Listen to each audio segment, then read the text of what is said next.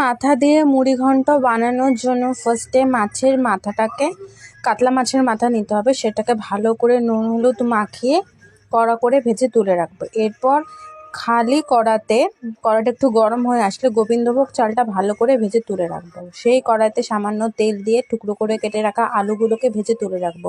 এরপর ফোড়ন দেবো সাদা জিরে, তেজপাতা, দেবো টমেটো কুচি। টমেটোটা হালকা নেড়ে দেবো পেঁয়াজ কুচি, আদা বাটা, জিরে বাটা আর লঙ্কা বাটা দিয়ে মশলাটা হালকা ভালো করে ভেজে দেবো সামান্য জল দেওয়া হয়ে গেলে যাতে মশলাটা লেগে না যায় সেজন্য দেবো স্বাদ মতো নুন আর হলুদ দিয়ে ভালো করে মিশিয়ে তেল ছেড়ে আসলে ভেজে রাখা আলু আর মাছের মাথা দিয়ে ভালো করে মিশিয়ে ভেজে রাখা গোবিন্দভোগ চালটা দিয়ে নাড়াচাড়া করে সামান্য জল দিয়ে ঢেকে দিতে হবে। এরপর ঢাকনা তুলে সেটা মাখা মাখা হয়ে আসলে গরম মশলা বাটা ঘি দিয়ে নামিয়ে নিলেই তৈরি